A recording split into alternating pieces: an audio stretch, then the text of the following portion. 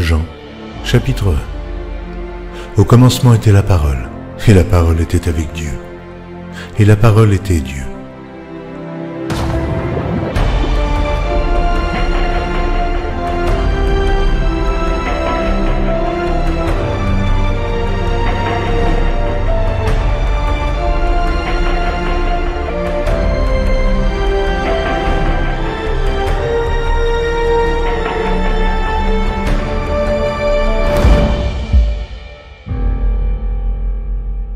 Shalom, chers fidèles téléspectateurs de TV Chandelier, particulièrement de l'émission En eau profonde. Depuis plusieurs sessions, nous parlons du salut des peuples et des tribus. Nous le faisons avec le docteur Dion Yair Robert, avec qui nous apprenons beaucoup de choses. Aujourd'hui, nous sommes à notre dernière session et nous pensons que vous allez suivre avec beaucoup d'intérêt cette émission. Shalom, papa. Shalom. Merci de vous disposer pour nos téléspectateurs. Merci. Avec vous, nous apprenons beaucoup de choses. Merci beaucoup. Il est important, comme vous l'avez dit très souvent, que nous connaissions notre histoire pour ne pas en faire. Alors, nous allons résumer, en quelque sorte, les émissions précédentes. Nous avons dit avec vous que nous avons parlé de l'origine des tribus depuis la tour de Babel. Et il y a eu des migrations à partir des enfants de Noé. Nous allons rappeler ces enfants-là. Ils sont au nombre de 3. Nous avons Sem, qui veut dire blanc, Cam, qui veut dire brun, et nous avons Japhé, qui veut dire jaune. En ce qui nous concerne, ouais, en ce qui nous concerne, nous sommes les bruns. Nous sortons de Cam. Et Cam a donné naissance à Canaan. Donc c'est la place de Canaan qu'occupent les Sémites, une partie des Sémites, donc ce que Dieu a envoyé là. Les Sémites, c'est-à-dire Israël. C'est Jacob. Et puis nous avons les Canaanites. Après nous avons Misraïm qui est l'Égypte. Et nous avons Put qui est la Libye. Et puis Couche qui est l'Éthiopie. L'Éthiopie. Voilà. Alors pourquoi vous n'acceptez pas l'appellation noire? Vous parlez de brun. Parce que la Bible ne dit pas que nous sommes noirs. Nous sommes les Chamites. Cham veut dire brun, brûlé. La Bible ne dit pas noir. Vous savez que dans la Bible, il y a une fille, la fille de Canaan, qu'on a essayé les frères ont essayé de stigmatiser et de la persécuter. Dit tu es noir pour mépriser sa peau. Elle a dit non. Je suis noire, mais c'est le soleil qui m'a brûlé. Voilà, je suis brune. Voilà, c'est le soleil qui m'a brûlé. Donc, vous voyez, souvent, notre peau tend à être méprisée. Regardez un peu. Moïse, le grand Moïse, a marié Séphora. Et Séphora était une fille brune. Et Marie a méprisé sa peau. Marie, la prophétesse, qui était l'une des responsables de la première église qui est Israël. Elle a méprisé sa peau. Pourquoi Moïse, qui est blanc, sémite, il va marier une éthiopienne qui a la peau brune. Et on dit noir, mais ce n'est pas noir, c'est brun. Nous sommes bruns. Voilà. Donc, c'est pourquoi Dieu, dans sa colère, a frappé la peau de Marie aussi. Tu méprises ta peau, moi je vais mettre la lèpre sur ta peau. Voyez, c'est Dieu qui a voulu qu'il y ait la diversité de couleurs. Voilà, c'est des races. La race jaune, c'est une couleur. La race blanche a une couleur. La race brune a une couleur. Donc c'est pourquoi, moi personnellement, en tant que pasteur, je n'aime pas qu'on dise noir. C'est toujours la même moquerie. Exactement. Hein? Il ne faut pas se moquer. Cette peau, c'est la meilleure peau. Voilà. Nos frères blancs, là, ils nous appellent noirs pour se moquer ou pour nous diminuer. Un peuple noir, peuple noir. Et quand il dit peuple noir, il le dit de manière négative. Mais au fait, on n'est pas noir, on est brun. Exactement. Il y a brun clair et il y a brun foncé. Voilà, brun, c'est la race brune. C'est pas la race noire, c'est la race brune. Parce que tous ceux qui sont les enfants de Cam ne sont pas forcément brun foncé. Il y a brun clair dedans. Tous ceux qui sont au nord de l'Afrique sont des blancs clairs. Et ceux qui sont au sud, ils sont les bruns foncés. Donc, il faut mettre les choses en leur endroit.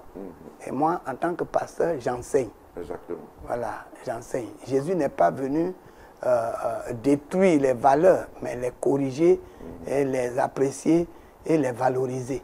Les valeurs doivent être valorisées. Exactement. Voilà. Donc, contrairement à ce que certains disent, moi je ne suis pas très noir, je suis brun. Oui, tu es brun. Est-ce que tu es noir? Non, non, moi je ne suis pas noir. Tu es brun. Je suis très brun. Voilà, très Ok. brun. C'est le brun foncé. Exactement, un peu foncé. D'accord. Papa, vous avez parlé de l'importance des groupes ethniques dans les églises. Oui. Force est de reconnaître qu'aujourd'hui, à l'église baptiste, il y a une perte de vitesse concernant ces groupes ethniques. Ce ne sont pas pris au sérieux par certains pasteurs. Avant, on les voyait se regrouper. Alors, est-ce que vous n'avez pas fait ce constat également? Oui, je vois ce constat. La preuve est que aujourd'hui, sur le plateau de la télévision, on ne voit pas les Akans. Oui, par On ne exemple. voit pas les BT, les crews. Bon, vous voyez? Donc, ils veulent être acculturés continuellement. Tout le monde devient blanc. L'acculturation, ils se croient français, d'autres même vont pleurer leur mère qui est décédée en français. Parce que c'est normal. Il n'y a pas d'émotion. Il n'y a pas, c'est pas normal. Donc, tous ces pasteurs-là, au lieu d'encourager le peuple à valoriser les cultures, à valoriser les ethnies pour qu'on puisse gagner leur ethnie, alors eux, ils descendent, eux, ils faiblissent. Et ça, c'est un défaut, c'est un péché qu'il faut vraiment corriger et il faut s'en repentir, en tout cas. Alors, qu'est-ce que vous comptez faire pour que cela soit réparé? Bon, on va peut-être C'est l'une des forces de l'Église. à une pastorale, on va en penser. Et on va en parler pour que les pasteurs qui faiblissent de cette façon-là puissent se ressaisir, qu'ils puissent se reprendre. Voilà. Ils ne sont pas nés français.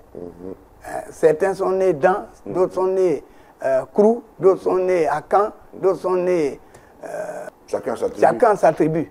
Mais il faut valoriser la tribu. Si tu n'arrives pas à valoriser ta tribu, Dieu lui-même, il valorise les tribus. Il dit, le temps vient où toute langue, tout peuple, toute tribu, ils viendront devant le Seigneur. Dieu n'a jamais rejeté une tribu. Et ce n'est pas nous qui allons rejeter les tribus. Exactement. Voilà. Nous ne devions pas mépriser notre tribu. Il faut plutôt valoriser la tribu, valoriser la langue ethnique. Il faut valoriser cela. Voilà. Au moment où le monde valorise chaque chose, même le péché, ce n'est pas nous qui allons valoriser ce qui est bien, dévaloriser ce qui est bien. Exactement. Voilà. Quand on parle des tribus, surtout les tribus africaines, on fait allusion malheureusement souvent aux fétiches. Pourquoi cette pratique colle-t-elle tant aux tribus africaines? Là, c'est l'égarement. C'est l'égarement parce que généralement, l'Africain, il tend toujours vers ce qui est spirituel. Voilà.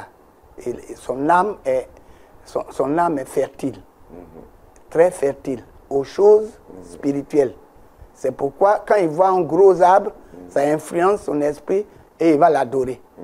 Voilà. Donc, l'Africain tend toujours à ce qui est spirituel, à ce qui rentre dans le domaine de la spiritualité, dans le domaine du mystère. Voilà. L'Africain, c'est ça. Voilà, c'est ça. Mais c'est un égarement quand il devient idolâtre. L'idolâtrie, c'est quoi? Idolâtrie vient de idée. Idée vient de pensée. C'est pourquoi j'ai dit que l'Africain a une âme fertile. Et cette fertilité est ouverte à toutes les sensibilités spirituelles. C'est pourquoi facilement l'Africain peut être spirit. Facilement il peut être idolâtre. Mais il nous faut maintenant lui prêcher l'évangile pour que l'Esprit de Dieu influence son esprit et que Dieu vienne le convaincre par son esprit pour le sauver. Pour que cette qualité sensible à la spiritualité soit plutôt sensible à la voix de Dieu. Voilà. Et c'est pour cela que nous sommes là. C'est pourquoi l'Église existe, l'Église de Jésus-Christ existe, pour annoncer la bonne nouvelle, pour les retirer. Et c'est pourquoi Dieu a dit à l'apôtre Paul, je t'ai choisi du milieu de ce peuple, du milieu des païens, vers qui je t'envoie, pour que tu fasses quoi? Ouvrir leurs yeux, qu'ils passent des ténèbres à la lumière, de la puissance de Satan à la puissance de Dieu. et qu'ils reçoivent avec les sanctifiés le pardon de leurs péchés.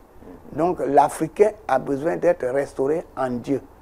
Et vous savez, quand Christ était là, la plupart même qui l'entouraient étaient des Africains. Hein? C'était des Africains. Donc dans les premières églises, n'est-ce pas, il y avait des Africains qui étaient des docteurs. Voilà. Simon de Cyrène, etc., qui l'ont aidé à porter sa croix. Voilà.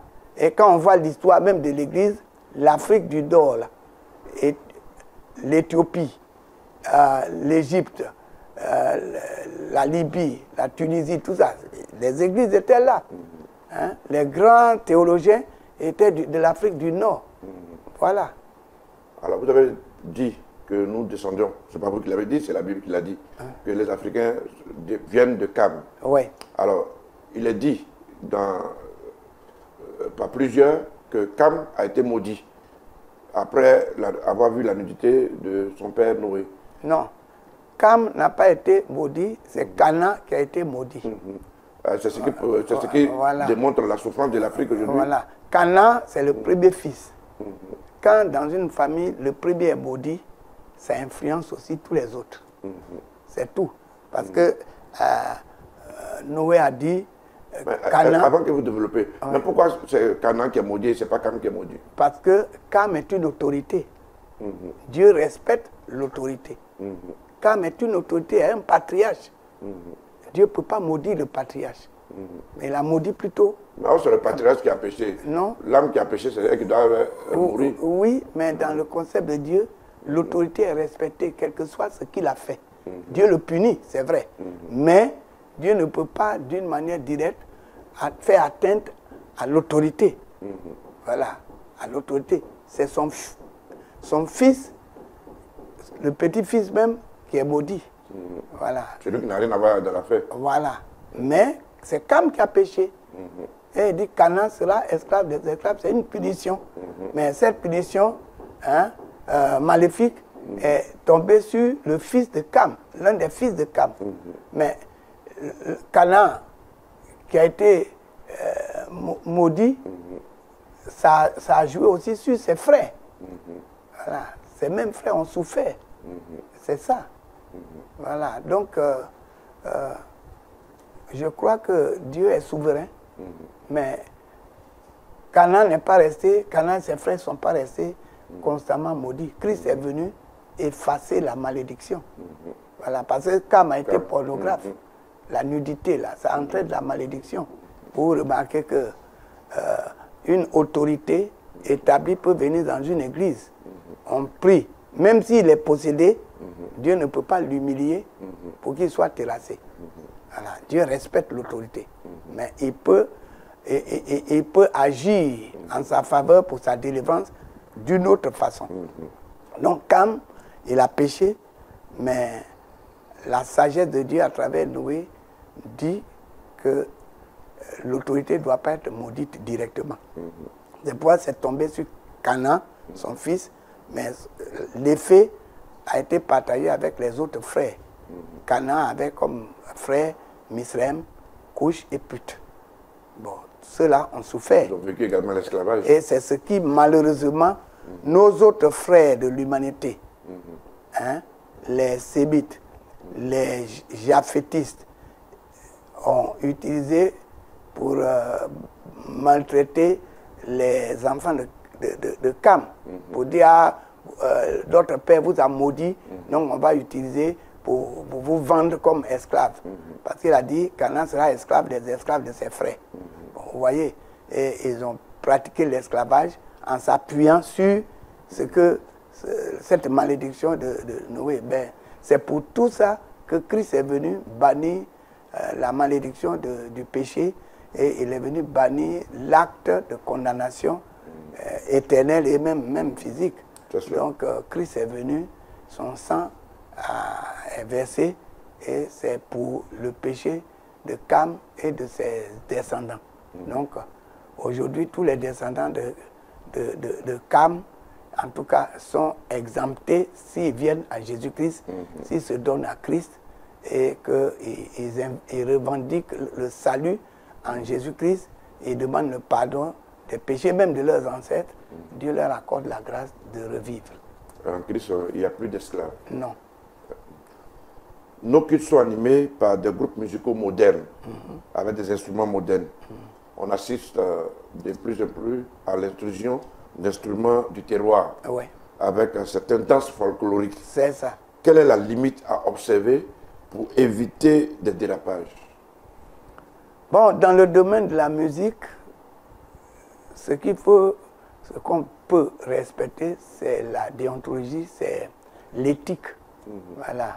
Le péché n'est pas dans les choses, mais le péché est dans l'utilisation dont on en fait. Si nous prenons les balafons des sienambélés pour jouer au culte, mais que ça reste comme un instrument de louange de l'Éternel. Mais si on prend maintenant pour faire autre chose, alors, donc on doit veiller à ce que tout est permis, mais tout n'est pas utile. Bon, si tout est permis, dans la loi et l'adoration, les instruments sont permis. Tous les instruments sont permis. Mais il faut les utiliser dans le cadre de la sainteté, de la sanctification, de la gloire de Dieu. Voilà. Même dans les apparats, de la façon de se mettre de façon traditionnelle. Oui, quand on veut se mettre traditionnel, nous avons demandé par exemple aux différentes ethnies de venir à la télévision, mais qui paraissent dans leur apparat. Voilà. Mais l'apparat là ne doit pas être plutôt l'apparat qui ressemble à un féticheur. Voilà. Tout est permis, mais tout n'est pas utile. On doit examiner et retenir ce qui est bon. Bon, moi, je peux venir en baou à la télévision, c'est-à-dire en habitant là. Mais ça doit être simple, ça doit être bien. Bon, les acans peuvent venir, mais il ne faut pas qu'ils viennent avec les fétiches que tous les parents font dans les bois sacrés. Non. Parce qu'on est convertis après tout. Exactement. On a parlé de chants, il y a de groupes musicaux. Il y a aussi des chants qui sont à l'origine dédiés aux divinités qu'on a souvent transposés dans nos cultes. Ça, c'est avec beaucoup de discernement qu'on voit cela et on corrige si on voit un débordement. Voilà. La musique n'est pas païenne en tant que telle, mais c'est les païens qui jouent. La nuance est là. La musique elle-même, elle n'est pas païenne, elle est de Dieu. Mais quand le païen utilise la musique, alors il le joue dans l'esprit païen. Sinon, la musique n'est pas païenne.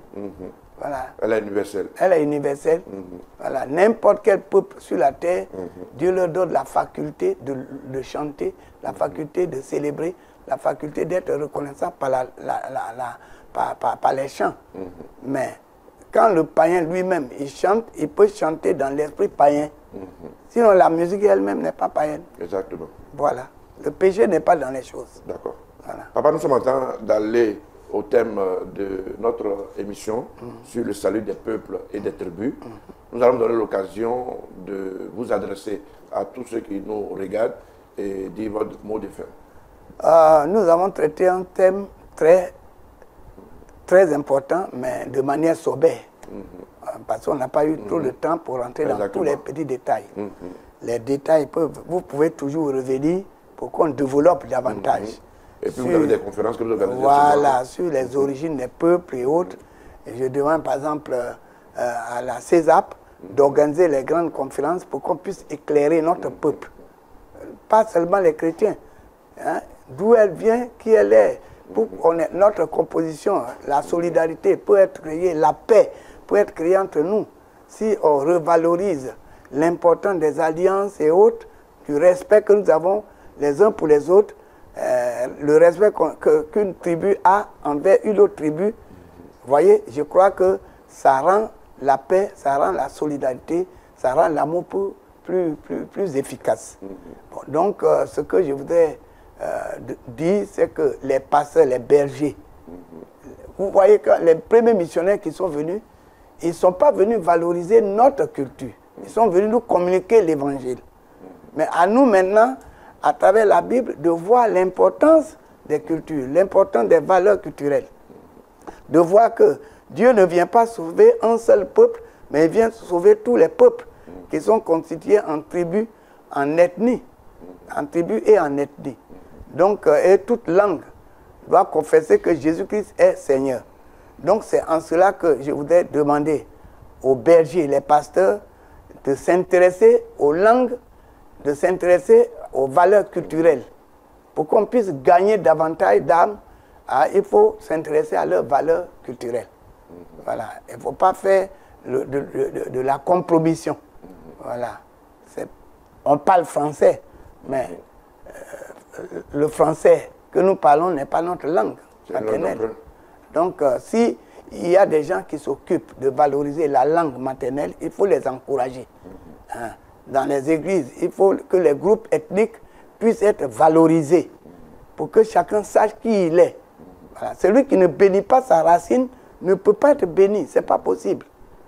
Vous voyez, Joseph était esclave en Égypte, il est devenu premier ministre, mais il n'a pas oublié sa racine. Et il a dit même quand je vais mourir, envoyer mes os sur la terre d'Israël. Donc vous voyez, il ne faut pas oublier sa racine. Ce n'est pas parce que tu es pasteur, par exemple, un pasteur, tu es pasteur à Abidjan que tu dois oublier. Il y a des gens comme ça, et quand il y a des difficultés maintenant, comment faire? Il y a des problèmes qui nécessitent l'intervention des parents. On fait comment? Parce qu'on ne le connaît pas au village. Il ne s'intéresse même pas à sa culture.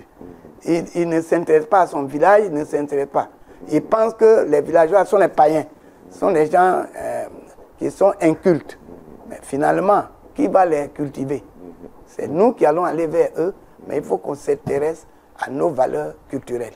Que dans les églises, les groupes ethniques soient bien organisés et que les gens comprennent la solidarité entre les différents groupes ethniques. Et dans les groupes ethniques, il y a tellement de divisions, souvent, qu'il faut régler tout ça pour créer l'unité. C'est le leadership, chacun veut être roi. Mais ça ne marche pas. Voilà, ça ne marche pas. Il faut l'humilité. Voilà, on enseigne aussi aux groupes ethniques d'être humbles. Vous êtes dans nos villages, c'est bien organisé. Voilà. Quand il y a la rébellion, qu'est-ce qui se passe? Ben, les parents, ils répriment la rébellion. Mais si dans l'église, les groupes ethniques qui sont dans l'église, eux qui connaissent la valeur que Dieu donne à un groupe ethnique, Dieu qui a confondu les langues et qui considère chaque langue comme quelque chose qu'il a promu pour que cette chose-là le glorifie. Et si nous maintenant qui sommes ses serviteurs, nous négligeons, alors quel est notre sort? Quel sera notre sort? Donc j'encourage d'abord les pasteurs, les prêtres, tous les enseignants de s'intéresser aux valeurs culturelles, de ne pas dénigrer les valeurs culturelles ou d'évaluer les cultures. Il faut les revaloriser et les mettre dans la sainteté, dans la pureté telle que Dieu l'a voulu. Voilà. Merci papa de vous être disposé. En tout cas, on a appris beaucoup de choses avec vous. Merci. On espère que les téléspectateurs, autant que nous, ont été également édifiés. En effet. Nous allons nous arrêter là. Ainsi prend fin nos différentes sessions. Nous avons, avec notre invité, le Dr John Yair Robert, appris beaucoup de choses. Je lui emprunte cette phrase: celui qui ne connaît pas son histoire, il fera certainement des histoires. Apprenons à connaître notre histoire en nous accrochant à nos racines. Shalom chez vous et à très bientôt.